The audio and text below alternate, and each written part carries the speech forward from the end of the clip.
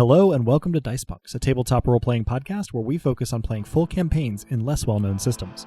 This week in episode 35, our heroes try to get to the bottom of a skull they didn't know they were standing on.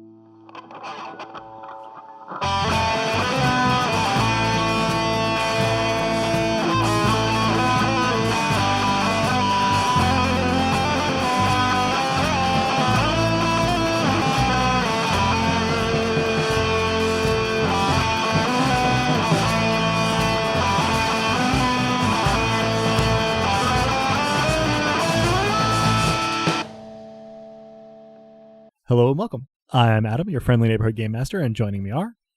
Hi, I'm Drew, and I'll be playing Leorian Katar, disciple of Dask, friend of flowers, Viscount of Tempo. Hello, I'm Robin, and I'll be playing Lissa Crate, the truth-telling, beauty-embodying dark diva and furious queen. Hi, I'm Des, and I'll be playing Ramnet, who has discovered that the death of the Overgod is not the biggest murder around these parts. Excellent. All right. I believe that leads us into our little XP segment here. So, Des, if you want to roll for XP.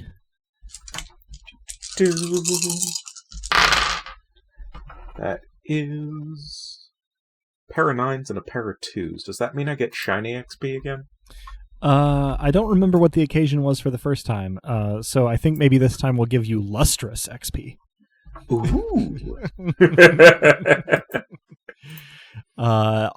Anybody planning to spend any XP this time? I think not. I think I'm going to continue to hoard my nuts like a squirrel of questionable wisdom as winter rapidly approaches. Same. Question mark. Ebenezer Squirrelge? Yeah, there's something there. Fortunately, some part of me just died. Yeah, I was gonna say. Fortunately, I have control of the edit, so I get to decide whether that stays in or not. Adam, don't inflict psychic damage on the listeners before we get to the episode. Right. That's what the episode's for. Yeah, exactly. Well, in order to get to the episode, we should probably cover what happened last time, and I believe that Ramnet, this time you have that task. Yes. So, Thorelda's body was missing its heart, its shard, and its life. As we discussed the what, why, and how of it, apparently their death, under orders by someone with an auctoritas, was the biggest murder to happen here in some time. Around that point, we encountered fellow travelers in Divinity and in the Godswood, namely Beauty, Adeliova, and Truth. Adeliova appeared to each of us as we saw fit, which meant I knew them to be inherently false, given their resemblance to nothing. We traveled and discussed the natures of beauty and truth, people and roles, where the latter is a pawn of his estate, and who are both directed by an imperator unknown to me, even by name, called Ciliand. Ciliand? Ciliand. Beauty and I discussed matters as a means to achieve détente as we traveled to one of the gaps in the world that I had spelunked. And we arrived at one of them, having agreed to cautiously assist each other and then consult with Ciliand once we were out of the woods as to their imperator's feelings on a universe that lacked a throne for an overgod. And then we could see whether our paths truly aligned. Once we arrived at the gap in reality, everyone meditated in their own ways, which included Leorian playing exceptionally slow music and Lissa flirting with flowers. Truth then investigated the perforation and declared it an eye socket. And that's exactly where we pick up this time.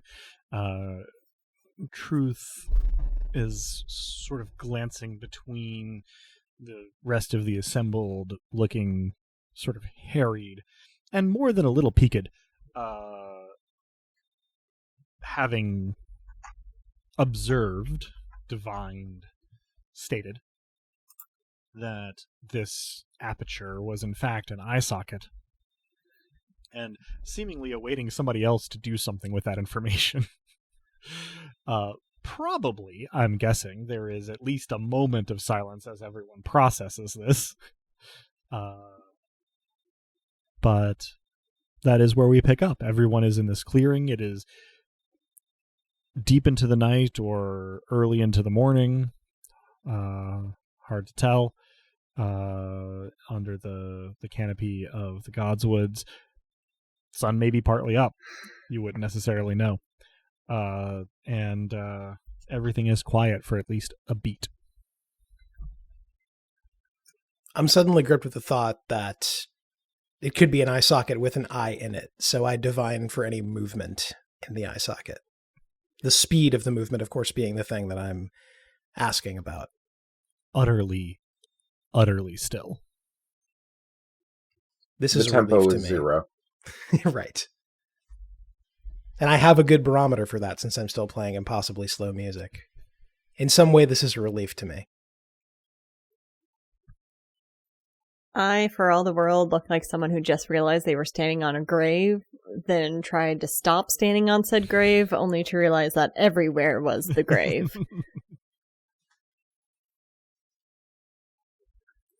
Based on the placement that I'm aware of, having hopped in, out, through, and around these apertures, Mhm. Can I figure out the orientation, as it were, of the skull? Interesting question. Very interesting question. Let me get a roll from you. I think this is going to be a sense plus scrutinize, which is 4 dice for you. Okay.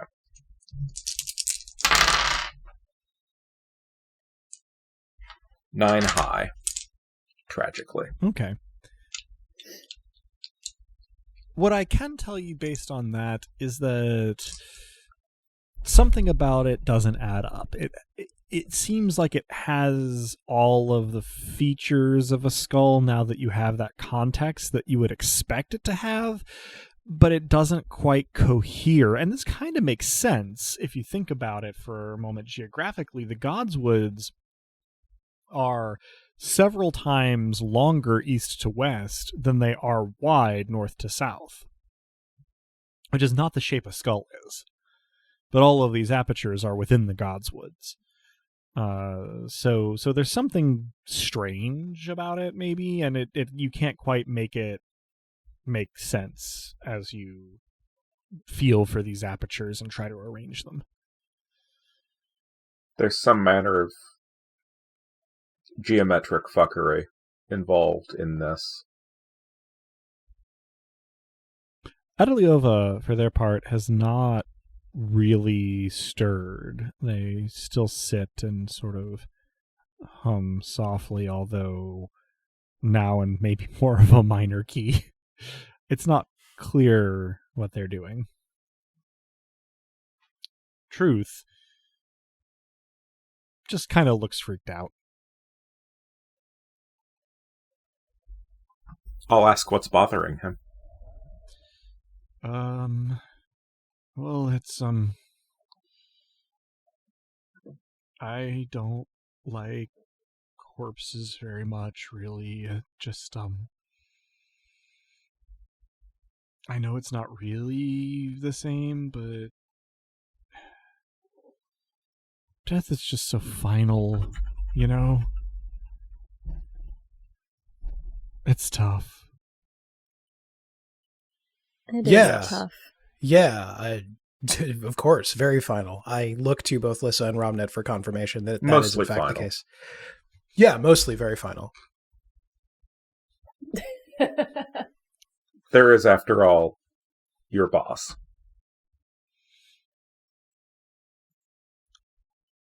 Yeah, true. Yeah, so I mean, I look at truth as though this is, if it doesn't solve everything, it's at least good news.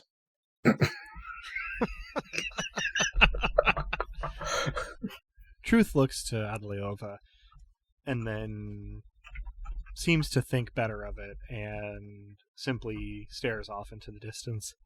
Silence falls on the clearing once again.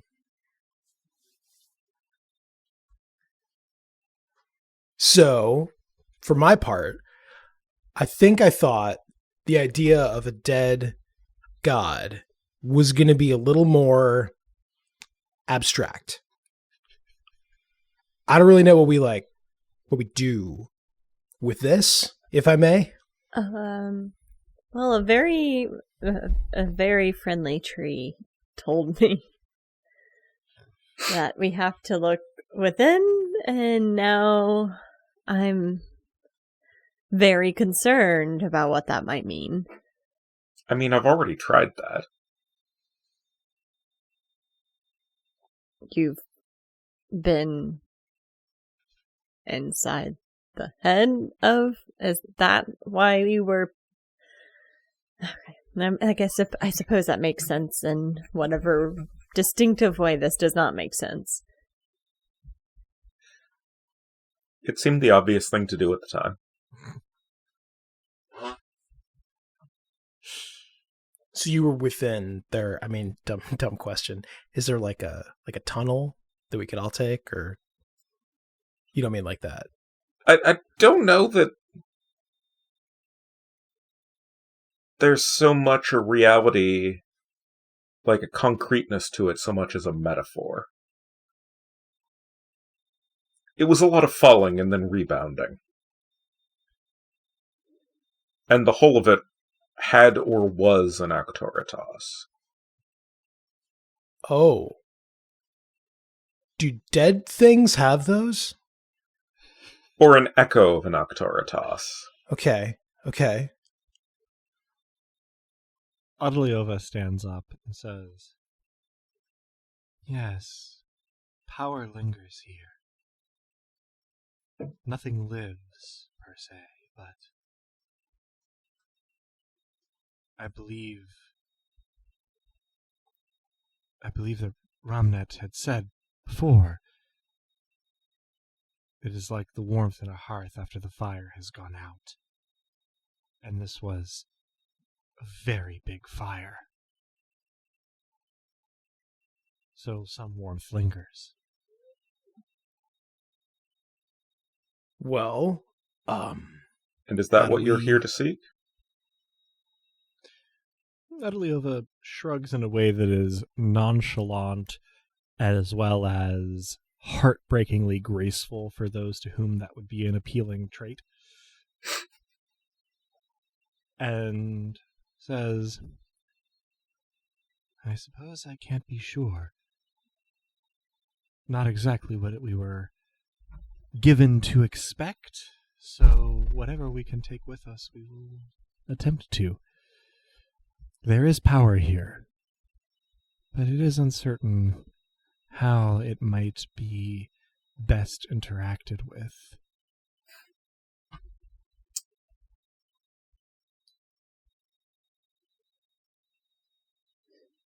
Can I do a divination of fury, knowing that we're standing on a skull eye socket now, and see if there was any fury within the brain that abstractly or literally lies within? You can do the divination. What level and kind of miracle are you doing? Probably going to do a lesser divination, and then use like the full 5 that I have. Okay. So that'd be 3 penetration. Right. Okay. You can sense echoes of fury, like you would be able to hear echoes of a voice. It's not clear at from what magnitude. It's very, very indistinct. Think maybe be on a mountainside and hearing somebody from somewhere else on the mountain yelling. You can't tell what they're saying. You can tell it's a voice, right? Similarly with Fury, what's interesting is that I'm going to have you roll to see if you can get information on the limits of this. So give me a sense plus empathy, which for you is 2 plus a master die. Okay. 2 10s. Most excellent. Usually I say beforehand, this time I didn't. There was, in fact, a difficulty on this, which one roll engine is a minimum height that you have to achieve to get a success. With 2 10s, that's as high as it goes. You actually recognize the end of this echo.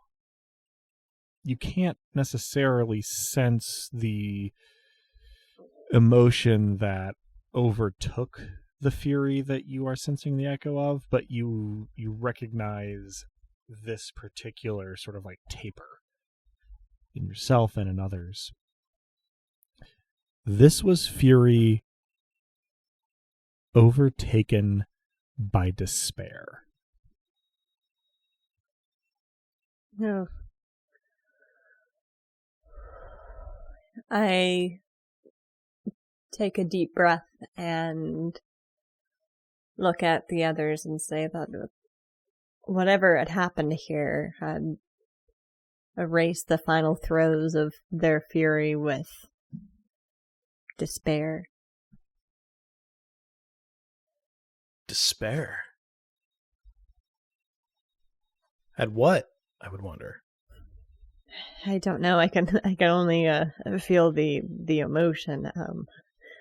I was mostly looking to see if there was, in fact, a brain of some sorts down there, but got an answer I was not prepared for. Seems to be the way of this place. Are we here then to steal the heat that remains when the hearth has gone out? And if so, should we perhaps begin to discuss how we divvy it up? Adeliova turns to you and says, "How would you take such a thing?"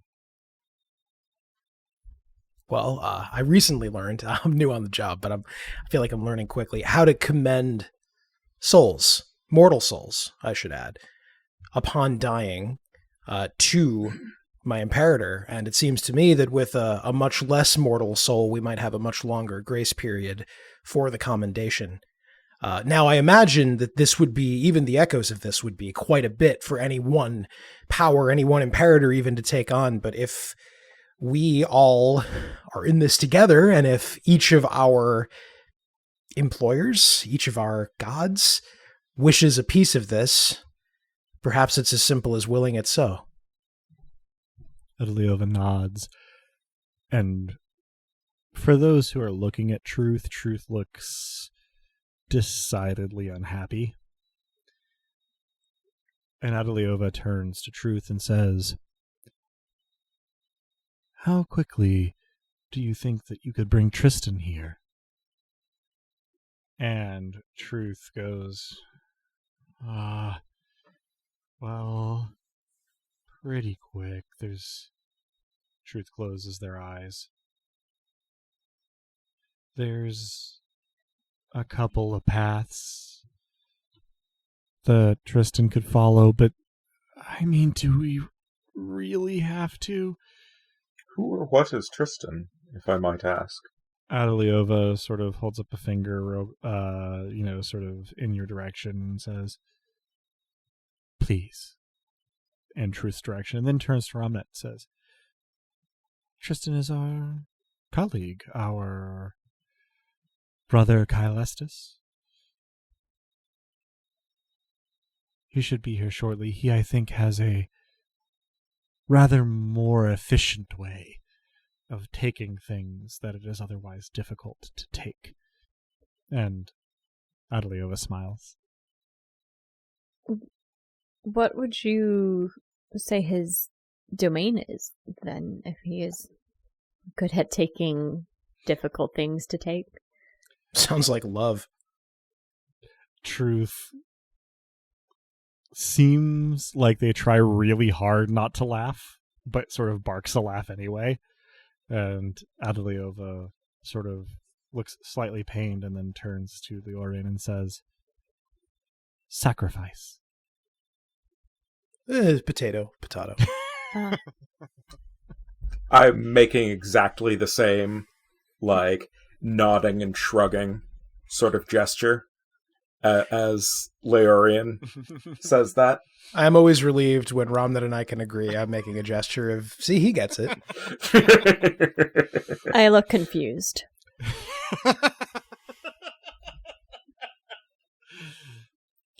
Ramnet, internally, oh, you sweet summer child. Gold stars all around. Truth closes their eyes, takes a deep breath, and then crumples to the ground. I try to catch them. Well, you do. And sort of help them down. And Adeliova strides over and sort of strokes their brow a little bit and murmurs something indistinct in a language you don't recognize. And Truth's face relaxes a little bit. And in the next couple of moments, you hear undisguised footsteps coming in from the other side of the clearing. Now, Adeliova is in the eye of the beholder. They look like whatever the person seeing them would find most beautiful in a person. The figure entering the clearing has something more of the beauty of a marble statue.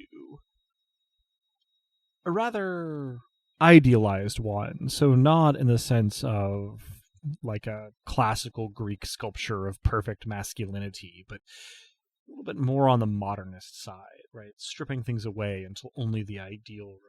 The man that steps into the clearing is tall, with shoulders that are broad compared to his waist, and a very sort of like even medium tone to his skin. Smooth, shiny hair down past his shoulders in a sort of dark gray. Silvery eyes. Dressed in what I might call pragmatically revealing clothing. Tight trousers, a short open vest. There's the suggestion of pecs and abs, but nothing so overdeveloped that it's distracting. There's a sort of aesthetic beauty. And perhaps, especially in the weak light under the canopy of the God's Woods, what stands out is that his left hand is silvery. Not a human pigment at all. He strides into the clearing, looks around, his gaze settles on Adeliova, and he says with something of a smirk, "You rang?" Adeliova rolls their eyes. "Yes, I suppose I did. We need something taken, if you can manage it." The newcomer, presumably Tristan, looks thoughtful for a moment, and then casts his eyes upon the three of you. Says, "I didn't expect you to have company." Hi, I'm Lissa. I wave. "Charmed. I'm very sure. He waves back. That is perhaps an in-character silence where I want to give Ramnet an opening to introduce himself, but perhaps I realize he's not going to. And I say, Leorian, pleasure. Pleasure? Good to meet you. Charmed. And his gaze falls on Ramnet. The Duke of Murder at your service. He makes a courtly bow. Says, Tristan, Baron of Sacrifice, pleased to meet you. Standing, he gives a smile that, at least to some onlookers, would probably be dazzling. Out of setting, the overall vibe that Tristan gives is of, like, that particular kind of Bishunan hypermasculinity. That's a great description. It really is. Turning from these introductions to Adeliova, he says, I presume that you needed me for something specific, or you wouldn't have drawn me away from my tasks. And Adeliova inclines their head and says, Of course. We've found the corpse, or a part of the corpse, of the previous overgod, and we were wondering if you could distribute some of the leftover power efficiently and fairly among those in attendance. Tristan nods and says, Well, I'm sure I could. I know we have murder in attendance. I am very interested in talking to you. Thought that might be the case. I take a step between them. I take a step between them protectively, probably without even thinking about it. And Tristan turns to you, Leorian, and says, Now I caught your name, but of what are you the Nobilis? Musician, sir. How rude of me. I actually do strum the lute just to reward his attention. And I say, the Viscount of Tempo. Interesting. I've never known a Nobilis of Tempo before.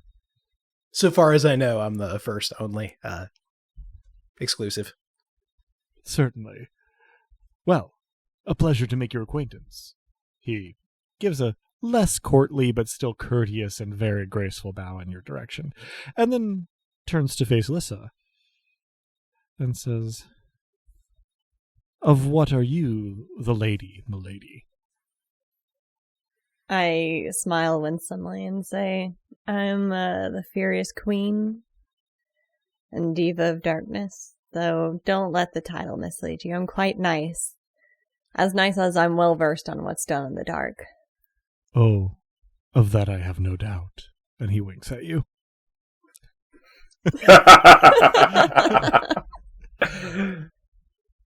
I return it, of course. Dear listener, Lissa's player just fist pumped.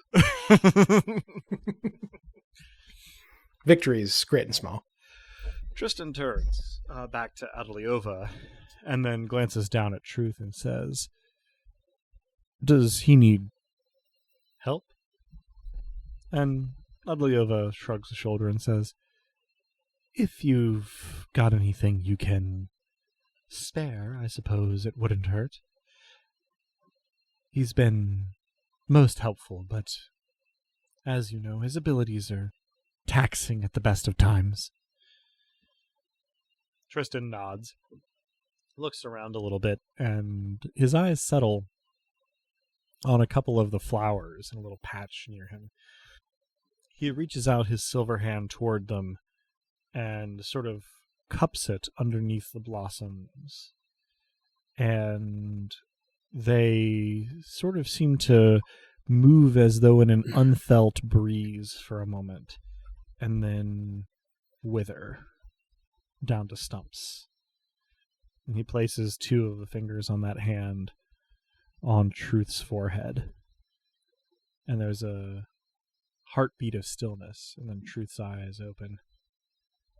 and sort of look around a little bit, focus on Tristan, and then look around a little bit more, focus on where the flowers lie withered. And Truth sighs and says, "Thanks, Tristan. I appreciate it." And Truth begins to stand. Tristan says, "Oh, well, think nothing of it." And turns back to Adaliova. "So, corpse of a dead god. Always a first time for anything, I suppose. What is it that you wish of me?" And Adaliova sort of glances at the three of you and says, "Well, we had help here. So, we're looking to perhaps divvy up the remnants of power here.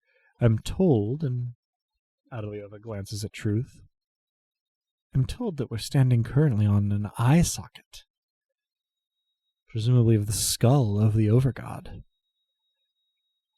Perhaps you can make some use of that." And Tristan sort of nods a little. Perhaps.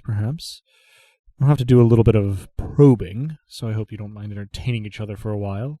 He winks at Lissa again. And then sort of settles. If you seek a deeper awareness, shall we say, there is a hidden path, as it were. A hole that you can simply sort of step through. Tristan nods. "I see. Thank you for the information. We'll certainly see if it is helpful. For the moment, I'm going to probe a little, but I should be back shortly." Does he discard the flowers? He never actually picked them up. He just sort of cupped the blossoms, and they withered where they were. Okay. Yeah. He settles with his back leaning against the trunks of one of the trees at the edge of the clearing, and assumes a posture that is somewhere between sprawling and meditative. It's as though he is not wanting to look like he's meditating. As performative as the rest of him. Kind of what he's doing, yeah. And seems to tune everybody out. Adaliova sort of pats Truth on the back as Truth stands up and says, "How are you feeling?" Truth goes, "Oh, well, it's hard sometimes, but, I'm all right." Adaliova nods and kind of pats Truth on the back and says, "I'm glad. We'll wait on Tristan here, and, well..." Adaliova turns to the three of you and says, "How do you wish to pass some time?" Well, I can make it seem to pass faster, if that's a concern. I could make it actually pass faster, but it seems like we're already wiping ourselves out a bit. I didn't mean, by the way, to ask you to. I mean, I didn't even know we were dealing with sacrifices. Are you quite all right, Truth? Truth nods without making eye contact and goes, "Oh yeah, I'm all right. I get tired easily, but that's part of what makes Tristan so useful to have around. He's really nice." And Adaliova kind of, waves a hand and says, "Well, he can help move things around, thanks to his estate."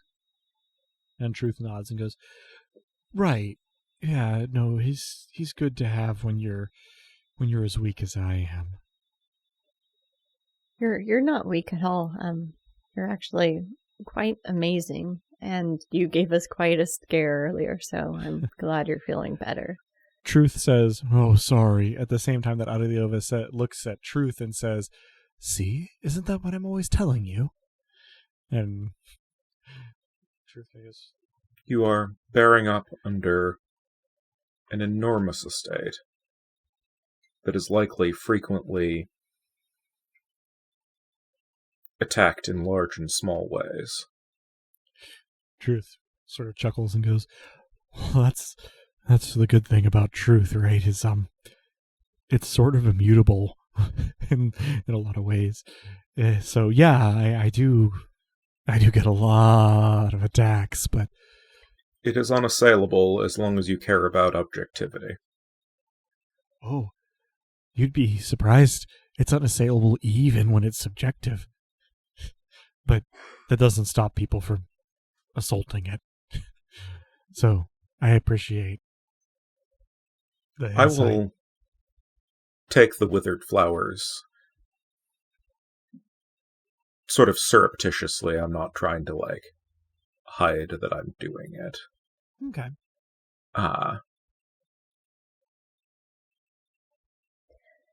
I will hold a hand out to Truth and say, if you let me, and if you're still tired, I have a way of Perking also, people up. Yeah, exactly. Putting a little bit of pep in your step, miraculously. Not knowing what she means, I look slightly scandalized as she says it. At that, I will catch Leorion's eye and just waggle my eyebrows. I probably blush at that point, yeah. Truth notices none of this, of course, and goes, I mean, it's probably fine.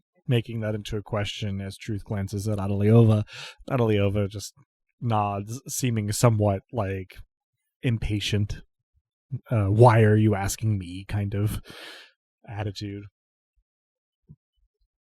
And Truth reaches out and takes Lissa's hand. I, of course, do a lesser creation of furious joy. Truth's eyes widen a little bit, and after a moment, they pull their hand back and go, that's pleasant. Thank you. I wish I could return the favor in some way. It's favor enough that you're doing better. You're nice.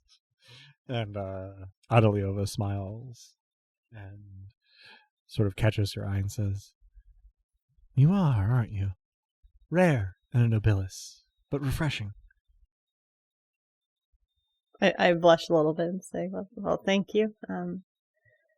As discussed previously, we are all of us varying degrees of new at this, and despite our Imperator, we seem all to have decided that kindness is a virtue. On that, we can agree. Adeliova sort of gives a very warm smile at that. And Truth sort of gives a closed-lipped smile off to one side and sort of rubs the back of their head, seemingly a little bit abashed. Not being sure what I'm seeing and also not being sure what Romnet was implying might be the intimate part. As opposed to just the possibility of me fucking with you, because that's a thing I do. That doesn't occur to me quite yet. I turn my back on the group, plunk on the ground, and just start playing my lute absentmindedly. I don't know what else to do. Okay. For fun, why don't we have you roll a perform? Just to see what comes out. So I can scroll past it. That's a command plus perform music is 6 plus an expert die. Go ahead and set that expert die. That'll be a 6 just in case.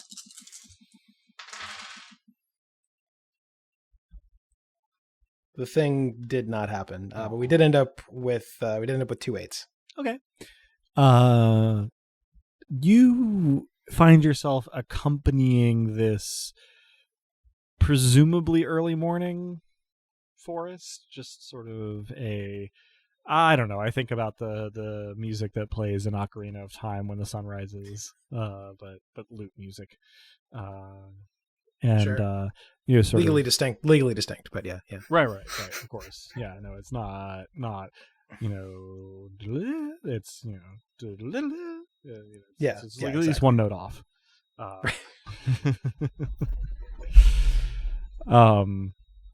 So you have a little bit of time here. So Leorian is playing some music, but if there's anything anybody wants to do in the remaining time while Tristan divines whatever he is divining, then now's the time. I make a general invitation to dance, feeling moved by Leorian's playing and also decidedly in need of something to distract me from the fact that we're standing on an eye socket and about ready to steal power from a deceased overgod. Adeliova immediately takes you up on it. I will also dance, and this will be my first dance roll, I think, of this campaign, despite having 4 and a master die in it. You know, I did keep on forgetting that was the case. So let's go ahead and get that 4 plus a master die from Romnet. And let's go a very unusual thing to do, but I think justified in this case, a body plus coordination for 5 dice from Lissa.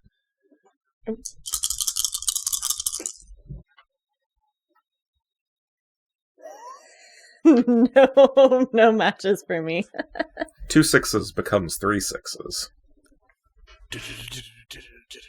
And I will, in fact, surreptitiously dance myself over to the edge of the aperture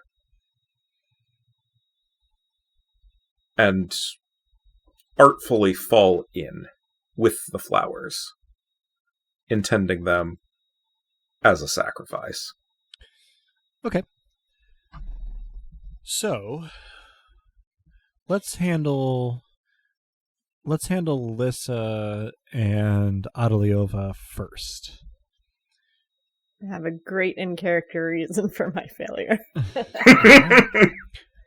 Adeliova approaches you, Lissa, upon making your offer, in the same sort of revolving door appearance that they've had throughout.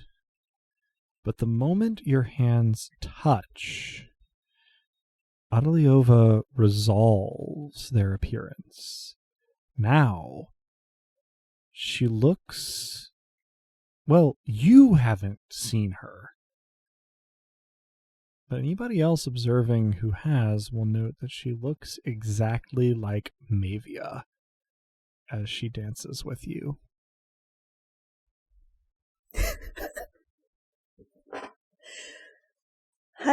I'm obviously taken aback by this and stumble and say,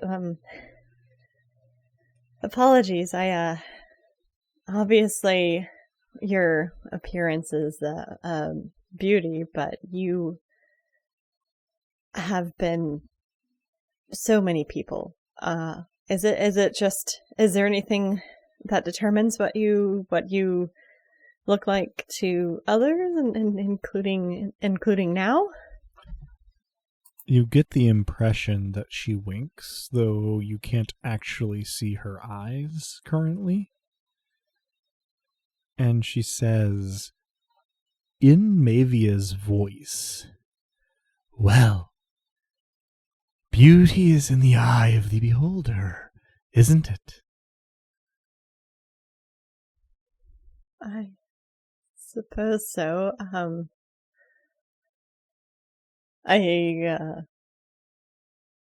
It's quite a effect that you have. Adeliova smiles, which in this form bears quite a number of white, you're not sure if they're sharp or not, teeth, and says, "The irony is, I don't know what you see. Would you believe that before my commencement, I was quite homely?" Not for a minute, Adeliova. You've up until, and I kind of glance at the other two to see if they're seeing what I'm seeing. Up until now, you've been many people dear to me. Some people I worked with back home when I was mortal, and many people that I've met or just shared a pleasant conversation with, people that I've shared a drink with, and people that I care deeply for in a variety of ways. I don't believe there's a such thing as objective homeliness. I have noticed them dancing, and I've turned around, never one to miss a point when folks are dancing to the music. And it's become dance music. Mm-hmm. So I'm looking at them. What do I see when I look at Adeliova? What is the epitome of beauty to you? The same old epitome of beauty, huh?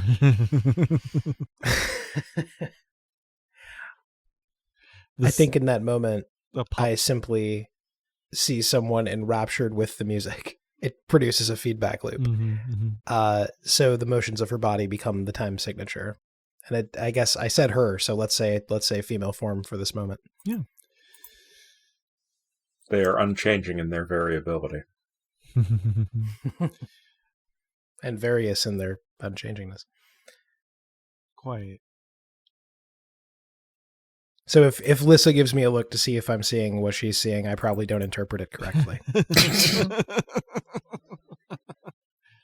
That in and of itself is enough to let me know that I'm not actually dancing with Mavia, but for some reason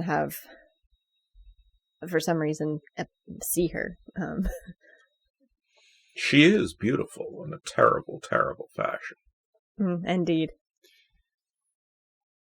Adeliova sort of at an uptick in not exactly the tempo, but the intricacy of Leorian's playing. Sort of spins you out and pulls you back in. She's shorter than you, but has definitively taken the lead in dancing here. And shadow tendrils sort of wind around you as Adeliova pulls you close and opens her mouth to say something. But it is at this point that Ramnet has danced himself towards the center of the completely aperture. Without an audience.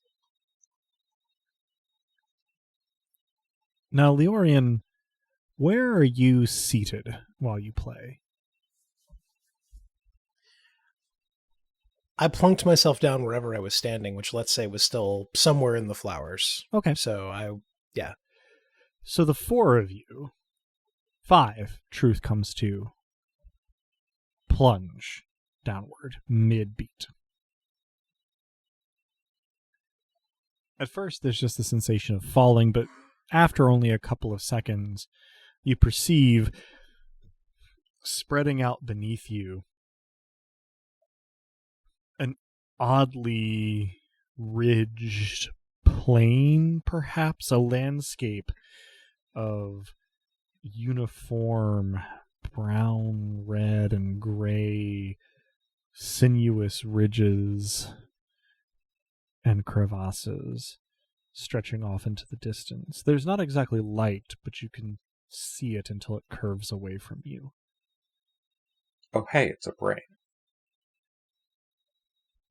Ramnet, you offer the flowers as a sacrifice, and this goes seemingly entirely unnoticed. So as before. When I notice Ramnet, and even for the first moment we're falling, before perhaps I realize we're falling, I introduce a digga-da-digga-da-da, digga-da-digga-da-da rhythm into the dance music.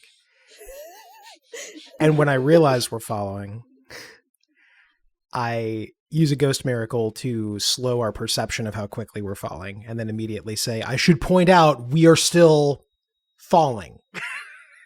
Can I apply, Adam, my 666 dance roll to continuing to dance while falling? Sure. Awesome. Then whatever else I'm doing, I'm continuing to strum digga-da-digga-da-da, digga-da-digga-da-da. Okay. I love it. So, and I presume that, I kind of the background sound, and feel free to edit this out, the background artifacts kind of caused me to improperly hear you. Adeliova and I, or are we also following? Mm-hmm. Yes. Okay. Forgetting that she's currently looking like Mavia, I try to pull her close protectively, in a way that would,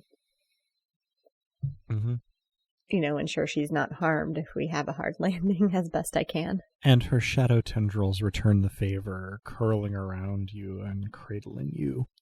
But you decelerate as you approach this odd landscape below you until you are suspended. It's hard to tell without points of reference how far above it. And looking out on, well, an alien landscape. Leorian continues to play. Presumably Ramnet has continued to dance. Lissa and Aliova protectively cradle one another.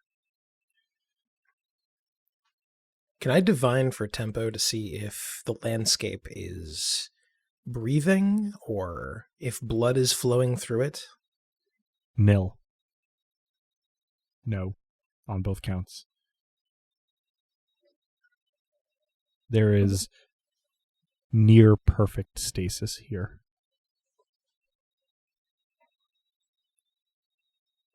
Was this Tristan? Adeliova says, "No, I don't think it was." I assume this is and I swallow, brain. Oh.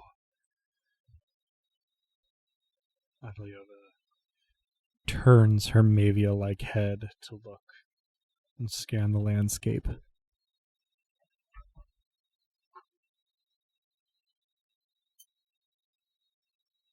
Rama, any particular action while you're at the nadir of your descent?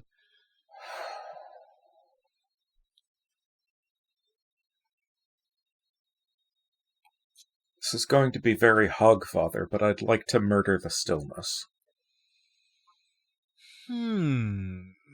Okay, so that sounds to me like a creation of murder. Do you want to go for a lesser or a greater? And in either case, how much penetration do you want to put on it?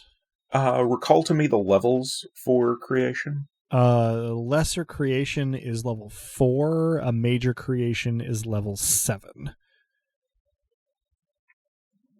Okay. So a major creation would be 4 points inherently. Probably. One, then 2, then 4. You're on 4, so okay, there it is. A major creation would be 3 points for you. Okay. Inherently. Lesser creation would be free. With no penetration. Right. I will do 3 points of penetration, but I'm going to be doing right of the last trump to exchange some spirit realm for domain miracle points. Okay. And is that a lesser or a major creation? That would be a lesser. Okay. Okay. You feel your miracle crash up against the echo of a Noctoritas, and it doesn't penetrate. But at least some of the stillness recedes anyway. And all at once, the 5 of you are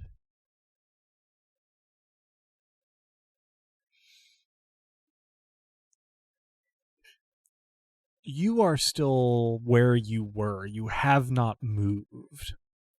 But you are seeing in this sort of fast motion what appears to be a war alike unto the one that you are currently fighting. It is not a far leap to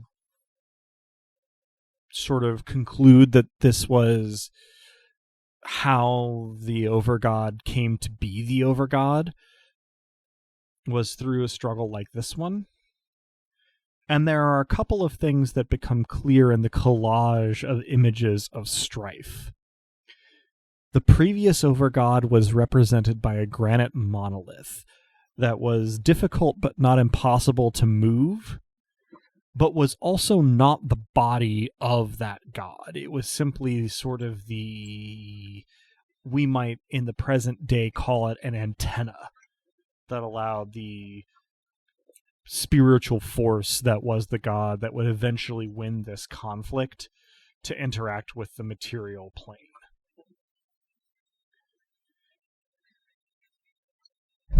The collage of images is rapid. You struggle to take anything specific from it, but you do actually see a lot of movement of like armies and like large scale miracles, as well as direct combat between Nobilis. And Leorian, you in particular are able to parse this as having lasted centuries. And then there is a moment in this collage, chronologically near the end of it, of stillness. The Overgod is alone.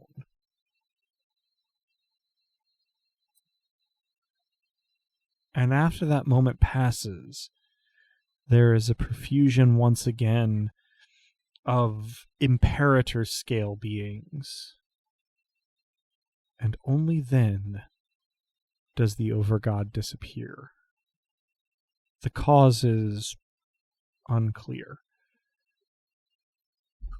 The effect, once you are finished experiencing this barrage of images and experiences, well, you would be hard-pressed to summon any particular image or experience from it. There was too much information too quickly. You're left with impressions. But the chronology does stay. And once it's over, you find yourself accelerating back upward.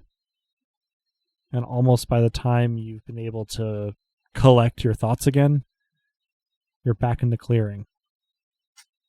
Leorian, seated where you were, hand poised above the lute. Ramnet, standing where you had descended, in the pose of dance in which you had descended. And Lissa, mid-dip, supported by Adeliova's arms and shadow tendrils, her face very close to yours, and smiling with those teeth that sometimes look sharp and sometimes don't.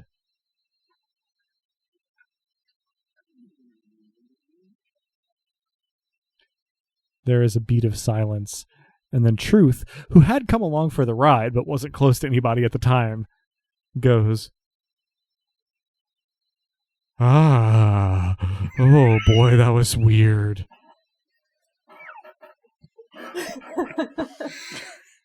Truth is my favorite. Just like an absolute fucking wooby. Mm-hmm. Yes. Mm-hmm. Absolutely. Mm-hmm. Mm-hmm.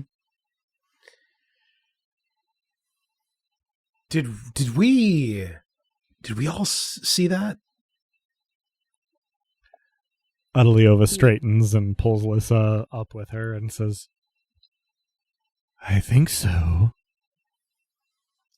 I lean a little on Adeliova and go, yeah. That was a bit different from some of the other times that I went spelunking.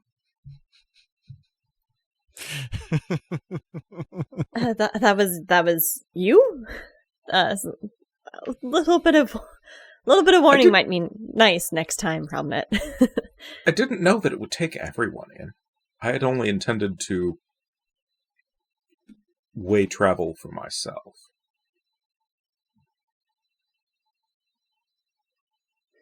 I wanted to see what a sacrifice might do. I only have one flower left in my hand. Tristan stands up at the edge of the clearing and says, Did someone call? Indirectly. Adeliova lets go of Ulissa and reverts to the sort of shifting appearance in your eyes of various people that you have encountered. I breathe a sigh of relief.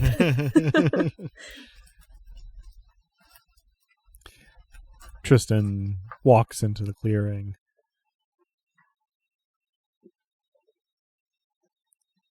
And says, Goodness, it seems as though you want an adventure without me. Learn anything useful? Chronology.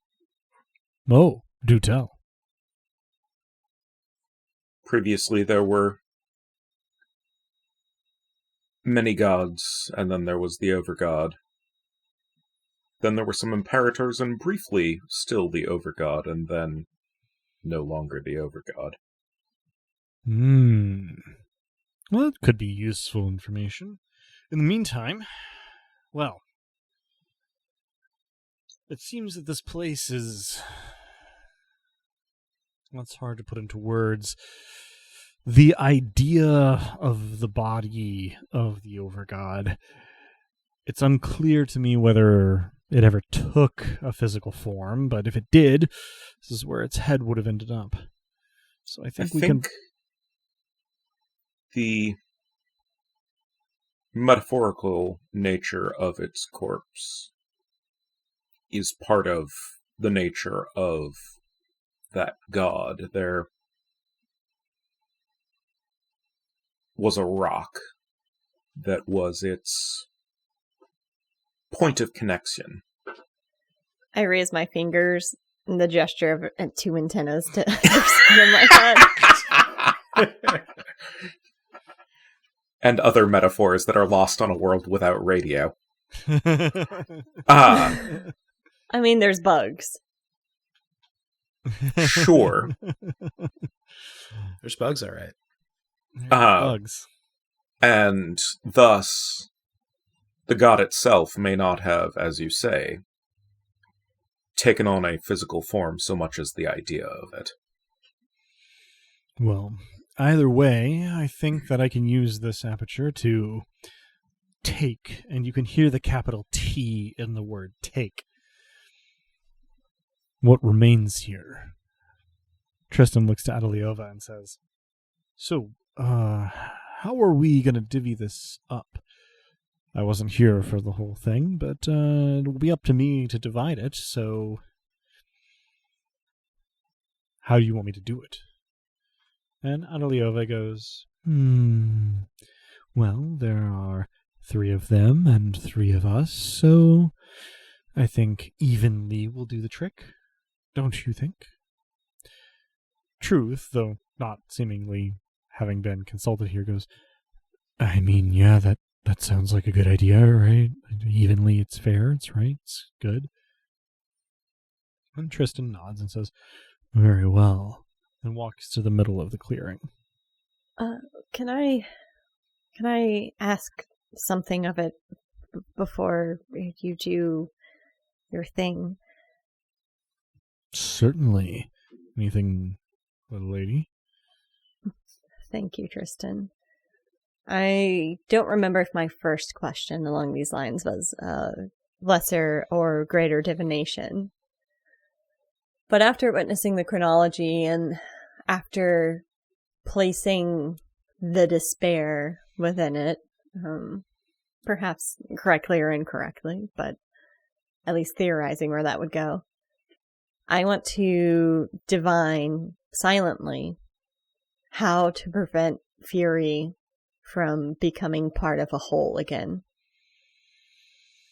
Interesting. Okay, so is this a lesser or a greater divination, do you think? It's going to be specifically directed to the head region. Sure. So I'm not sure, because it's a big question with a small focus on the domain. Well, and the language of the miracles is lesser divinations learn about a state. Major divinations scry ask a state about something. So you are... So major. Okay. That's level 5 for you, which I believe is free still. Mm-hmm. Are you applying any penetration to it? I'm not. Okay. I don't think I did the last time, so... All right. And just one more time to make sure that I am not misremembering it, your exact wording of your question. How can we prevent Fury from becoming part of a whole again? Okay. Or how can we prevent... Yeah, I'll stick with that wording. How can we prevent Fury from being part of a whole again? The answer that you get from your estate is in 2 very clear steps. No winner. Don't let Tristan touch you.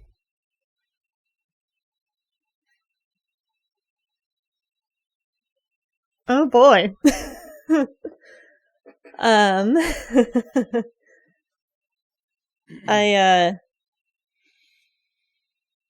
take a step back and shoot a very meaningful look at Ramnut.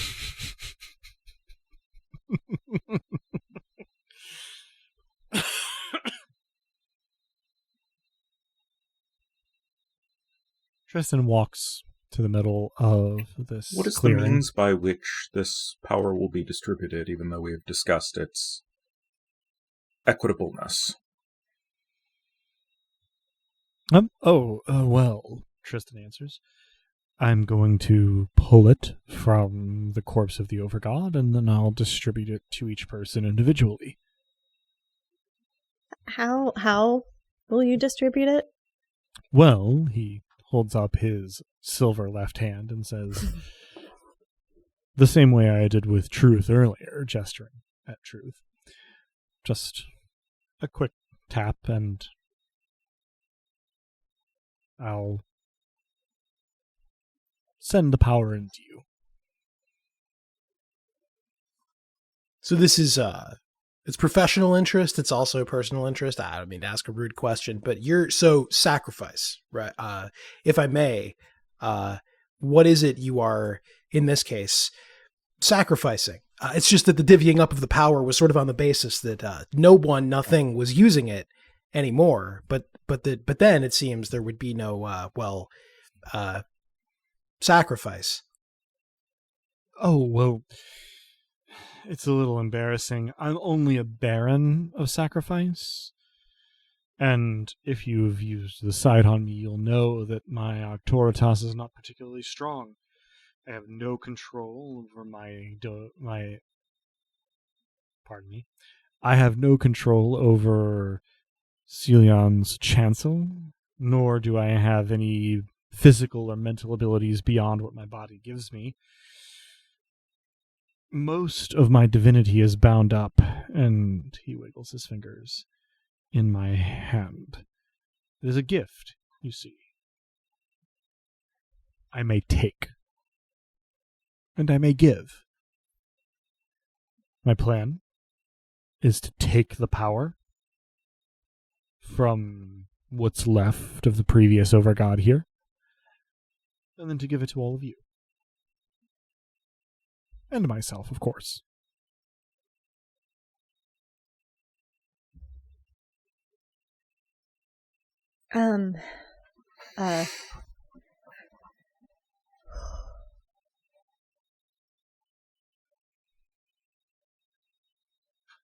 I look at Ramnut again after a moment of being very uncomfortable. Forwardness and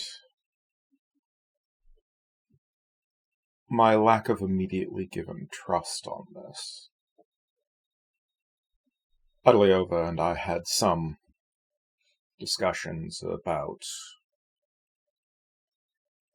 winners and losers and eternity and so on our way here, and you were not present for much of that, but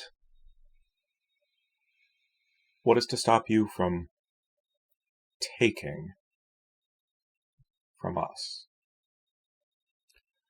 Well, I suppose my own scruples and the disapproval of your companions. I will look to truth after Tristan says his piece. Truth looks a little stricken, but closes her eyes and goes, that's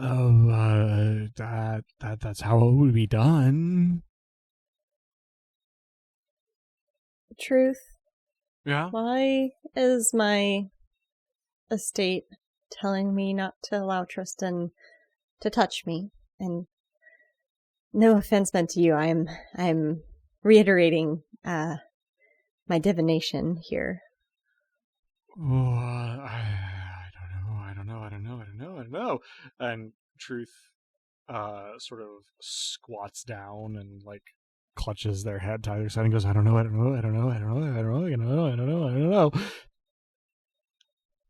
Oh, I'm so sorry. I just... How is Tristan reacting to that statement? Of Lissa's, not of Truth's. Not. No change in comportment whatsoever. I will also flip on the sight, as it were, and where does everybody's spirit stand in relative speaking? I probably do this in tandem without realizing I'm doing it in tandem. Sure. So, Truth's spirit, brightness, if you will, appears to be about on par with Romnet's. Okay. Adeliova's spirit seems to be about on par with Alyssa's. Tristan's spirit is dimmer than both. No. How much spirit do you have, Lissa? I'm scrolling. I should know this by memory, but numbers, I trust myself Numbers. not, so 2. I understand. You have 2? Mm-hmm. Okay. I would not think to do this, but for the record, I have 4. I can throw myself on a bullet if needed. We know that from that Tristan has approximately 1 or 2. Yeah, one at most. Because he's dimmer. Do you need to equal an Octoritas to penetrate it or beat it? Equal it. Okay. So I would like to do a major divination of murder. Okay, a major divination of murder. So that's going to be 1 miracle point to the major divination. Would you like and to add 1 any penetration? 1 penetration. Yes. Okay. And your question to your estate.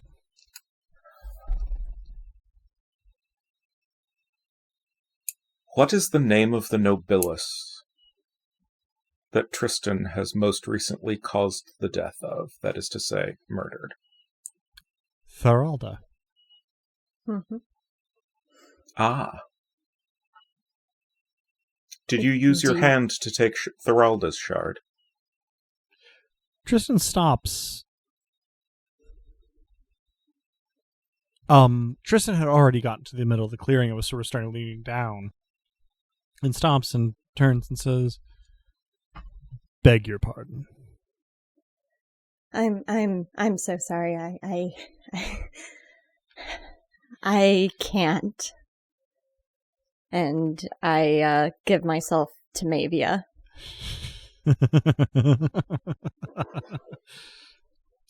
Out of This may not be a courtesy I owe you, but you may want to stand back. Out of curiosity, Robin, is there any particular manner in which Lissa gives herself to Mavia, or thought or statement with which she gives herself to Mavia? There is. I remember how it felt to embrace and breathe and be embraced by her and dance and retreat to her as a place of comfort. So, Leorian, Ramnet, you have a split second of foreknowledge here as you start to see what is happening to Lissa. It is a heartbeat reaction, but if you've got one, now's the time. I am going to do a lesser creation of murder with 1 penetration and Mavia as the agent. Yes! Okay. And Leorian, anything in particular? I have spent so many miracle points this fucking session. I perform a ghost miracle on Tristan so that whatever reaction he was about to make, he makes it a bit slower than he thought he did. Okay. And I'm going to make that a sort of contemporaneous, maybe not the right word, simultaneous, probably better, with your statement about, you may want to back up. Yes. And all at once, Lissa is consumed in writhing shadow, and moments later, Mavia comes rocketing out of the sort of miasma that dissipates quickly behind her toward Tristan. Tristan turns, looking alarmed. Now, Mavia.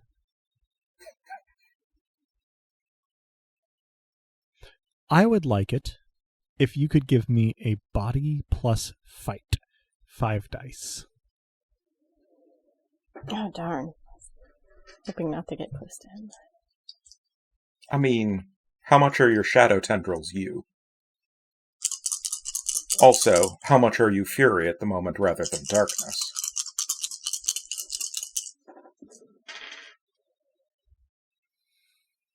Two 5s and 2 1s. 2 5s and 2 1s. All right, give me just a moment. Because now Tristan also has to make a roll.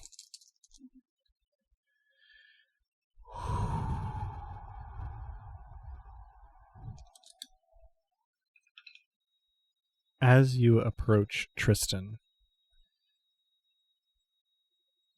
you sort of hurl your tendrils forward, and his left hand comes up and grabs one, and he glares past it at you as his silver hand crushes the tendril, and it wisps away into sort of smoky shadows that whirl around his hand and then are gone. Only this distracts him from the tendril at his feet. It pulls one foot out from under him and sends him careening to the ground. Who are you to think that you can take from me when they have already taken everything?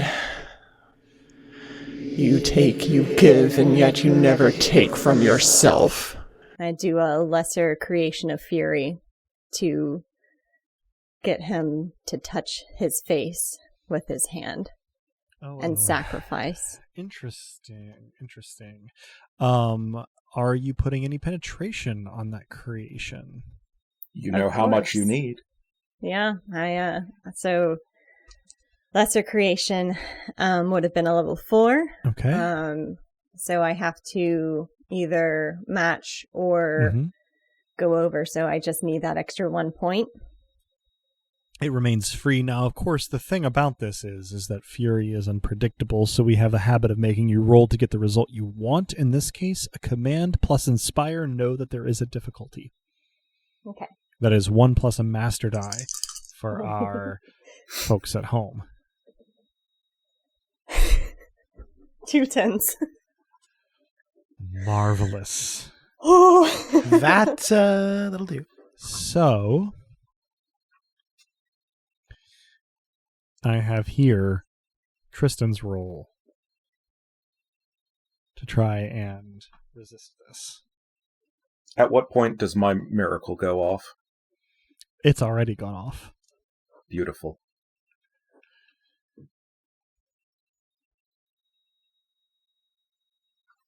There is a moment, Mavia, where you think perhaps it won't work. Tristan looks at his silver hand, fingers tensed and partially curled, and he, glaring at them, sort of screams "Rah!" at his hand, and then it lurches toward his face. You aren't clear on exactly what happens next. Leorian, Romnet, actions. I'm looking at the other two. Truth still cowers on the ground, seemingly entirely within themselves. Adelyova seems to be watching with interest the proceedings, but has not made a move yet. Somehow I know that this is going the way it needs to. So perhaps for the first time in a tense situation, I resist the urge to throw every imaginable miracle point at the situation. But I do perform another ghost miracle so that whatever it is that's happening happens just that much faster. Mm-hmm.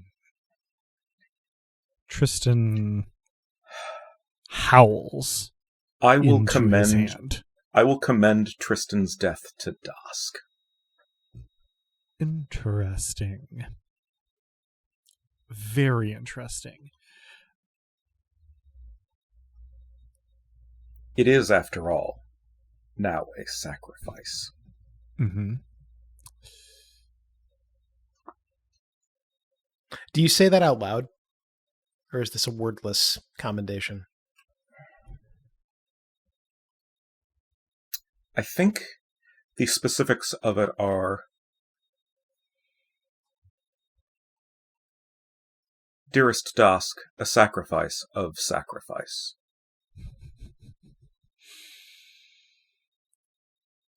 So, Romnet, you have 1 miracle point remaining in Domain, 1 miracle point remaining in Realm, 1 miracle point remaining in Spirit, and 4 miracle points remaining in Aspect. Yup. I need you to lose 5 miracle points in whatever configuration you decide. Well then!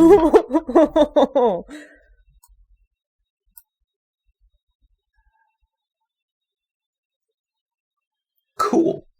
Mavia. Cool.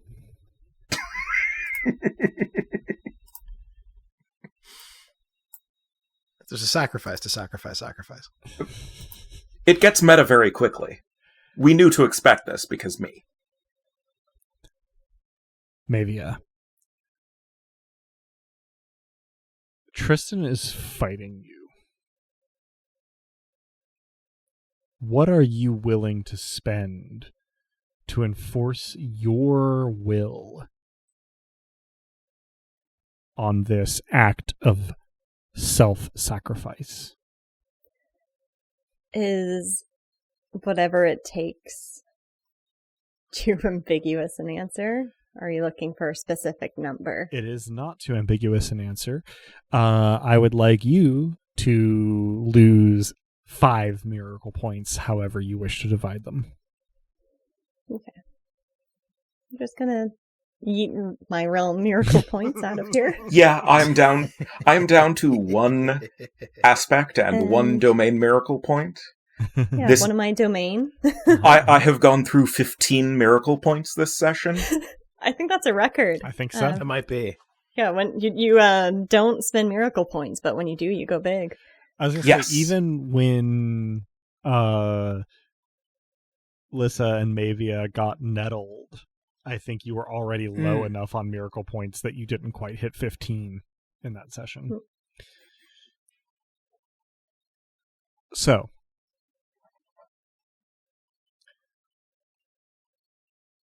two observers, Leorian, Truth, to some degree Ramnet.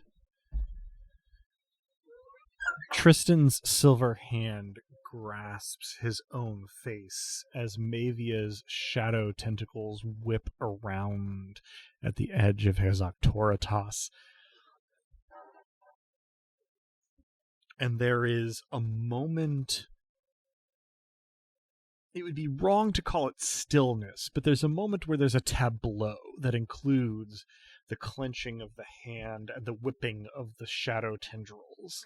After all, I've already murdered stillness.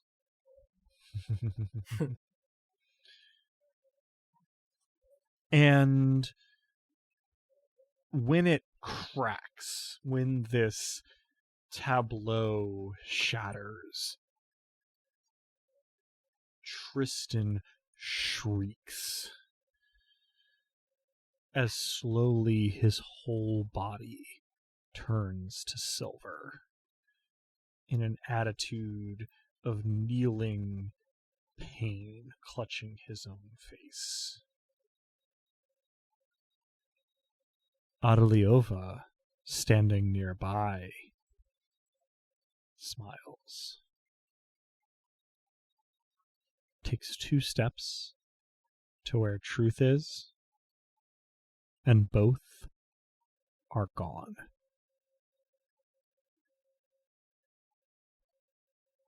There is a sudden stillness. In this moment, Mavia, you feel exultant in your triumph, standing over the silver statue of the Nobilis of Sacrifice.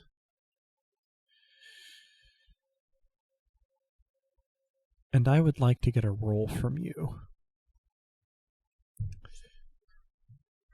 I would like you to roll Sense plus Empathy. 2 dice plus a master die. It's going to be 2 4s.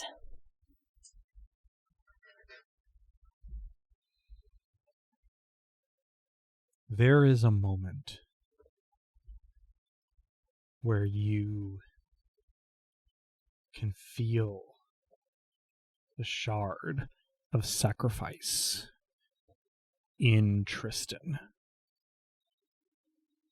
And you can also feel another shard. And after a heartbeat, you realize it's familiar. In fact, it's downright homey. This shard is the Forge. You I want it. don't have enough strength on your own to take either one. But you know that you could call for help. Mott might lend you strength to broaden their portfolio. And you know that Mott approves of you. I cackle into the woods and an exultation shriek. Help me, my dark progenitor. Strength floods into your shadow tendrils from your Imperator, and you yank, wrench, first the forge and then sacrifice free of Tristan. And that is the last thing you are aware of for some time. Leorian, Romnet. Everything happens very quickly. Tristan turns to silver. Adelyova and Truth disappear. And Mavia shrieks exultantly and then tears Tristan's heart, silver and still beating, out of his body and devours it in 3 bites.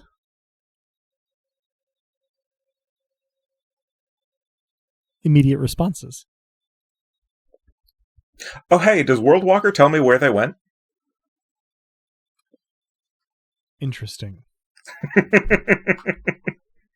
Mavia just doing Mavia things, like whatever. Not exactly. You know that they left by the power of an Imperator and went back to that Imperator's chancel, and given context clues, you are pretty sure that Imperator is Celiant. Are you sure? But you're not sure where the chancel is, or if you could follow from here. Leorian? Can I try? Just a moment. Sure. Leorian?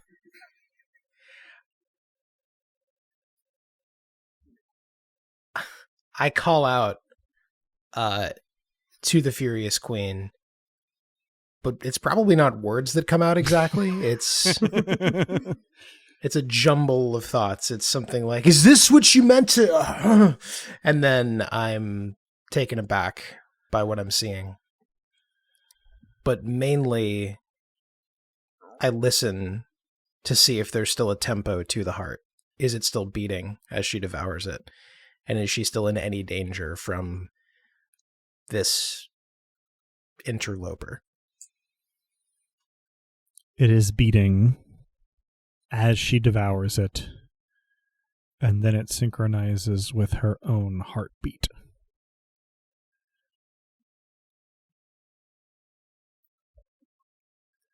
Romnet. Trying to follow seems at first like it's going to work. You can sense the direction and the path, for lack of a better word, that they took. But you have the odd sensation of being spiritually clotheslined. You are moving, and then something strikes you, and you are stopped.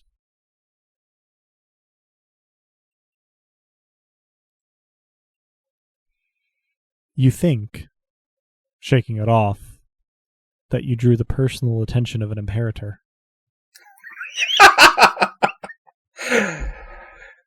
One of any of 3 possibilities there.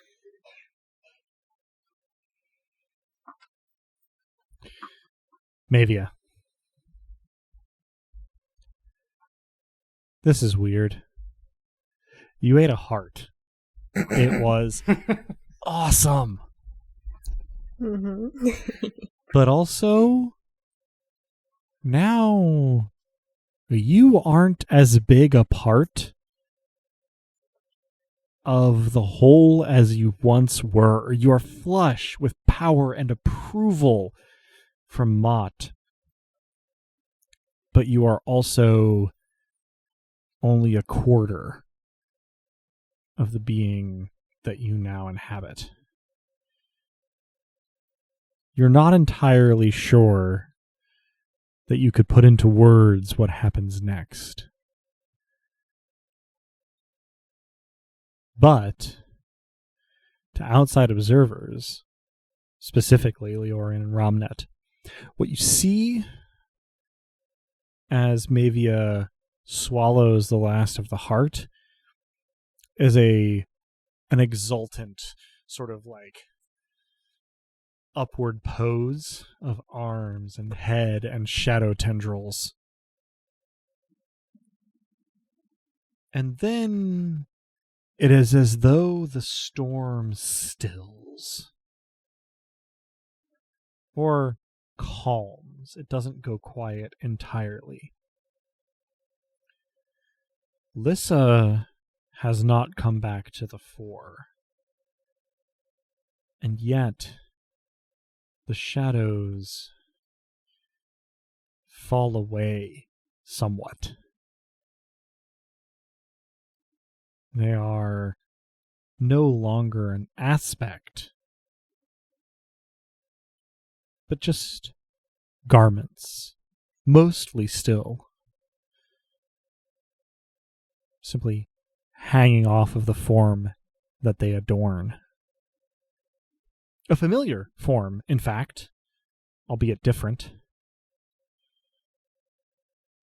It looks like Lissa.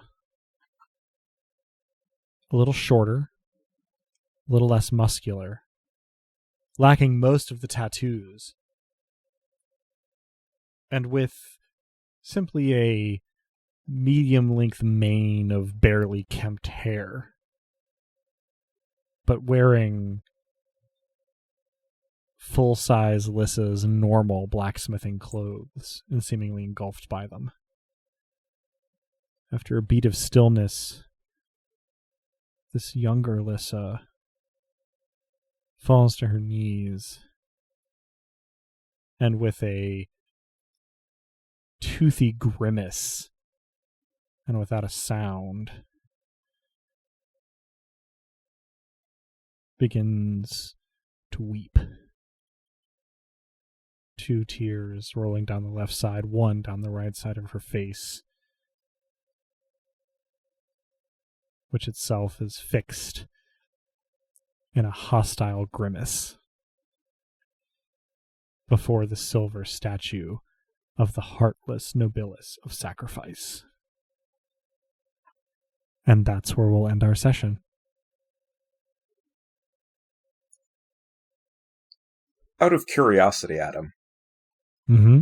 did my sacrifice and my 5 miracle points do anything there? You have no idea.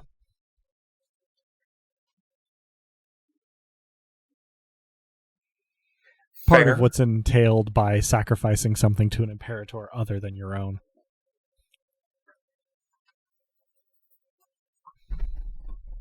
So, everybody can have 1 mortal and 1 divine experience point. And Ooh. Robin, you will get 2 divine miracle points.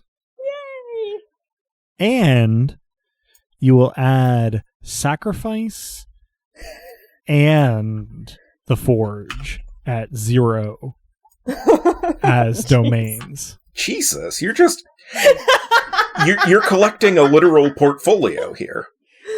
Oh boy. Gotta catch them all. Gotta embody them all. Have I mentioned that we're approaching the end of the campaign here? Yeah, right. Yeah, I mean, I find myself once again envying you. Your profusion. Have I mentioned that I'm pretty sure we're hiring? That's what I was trying to help do! So, I don't even know how to structure this on my sheet, so I can save it for later. well, that concludes our session of Dice Punks. Thanks for joining us. I hope our players and our listeners enjoyed it as much as I did, and that you'll join us again next time. If you're hearing us now, then you probably know where to listen to this, but we can be found almost any place that one can listen to podcasts, as well as on the wider web at dicepunks.com and on Twitter as @dicepunks. With that, I think we're ready to say farewell. Say goodbye to the kind folks at home, players. Thanks for listening, and if you're playing music and they're dancing to it, keep on playing, and if you fall, try not to go with gravity if you can avoid it. I am so grateful for all of you listening. My wish for you is that may heal the wounds of the past to head into your brightest future. Thanks for listening, folks. And be precise in your sacrifices. Of what and to whom? Marvelous.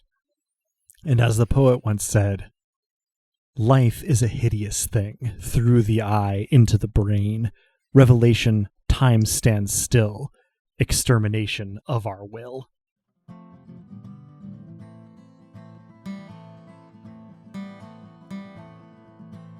Thank you, dear listeners, for tuning in, and stick around through the admin stuff for A Murder with Romnet. The songs in this episode, Theme of the Dice Punks in its acoustic version, were written and recorded by the Viscount of Tempo in his element, Drew. Cover art is by Joanne, who has appeared on the podcast now and again. Check out her work around the internet where she goes by Anything So's. Site design and graphics for dicepunks.com are by Robin, the player behind Lissa, Nobilis of Fury. Rain and the one-roll engine it runs on were created by Greg Stolze, whose work can be found in a lot of places, but check out gregstolze.com. Nobilis was created by Jenna Caterin Moran, who can be found at afaransunlessland.wordpress.com with a lot of different projects. Links to both systems and authors can be found on the Punk Grimoire section of our website, dicepunks.com. Thanks so much for listening. If you liked what you heard, that's reward enough on its own, but if you're so inclined, you can help us out by rating and reviewing us wherever you listen to us, telling your friends who you think would like us to give us a listen, and even by heading over to our Patreon at patreon.com/dicepunks. We have fun rewards available to backers, including a patron-only Discord and access to the Dice Peaks After Show for episodes 1 and following. Regardless, we hope you'll tune in again, and until then, remember, subtlety is for cowards.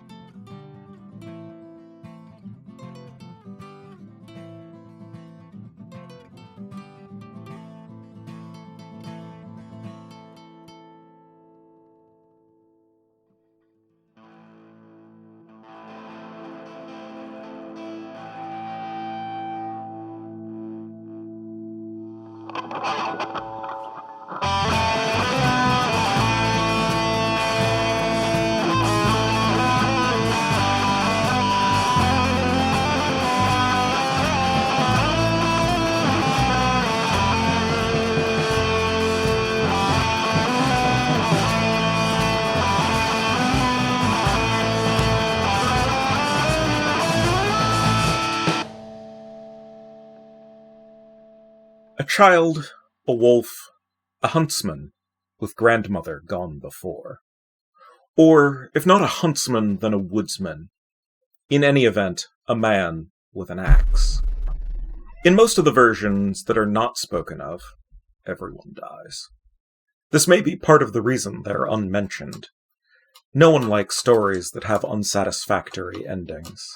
Narrative is supposed to be neater than reality. Sometimes the axe is the murder weapon, which means it cuts down someone other than the wolf, or a tree. Sometimes the axe is uninvolved in any of the fractal deaths in the story, but the deaths are always there, even in the published iterations. In some version, the child became attached to the wolf, or thought the huntsman had killed grandmama, or any other motive, and so the woodsman dies. Even though these murders are unspoken, I still know of them, for they are, at their core, mine. I still, however, for not being there, cannot answer the question as to whether a woodsman getting axed in a forest makes a sound.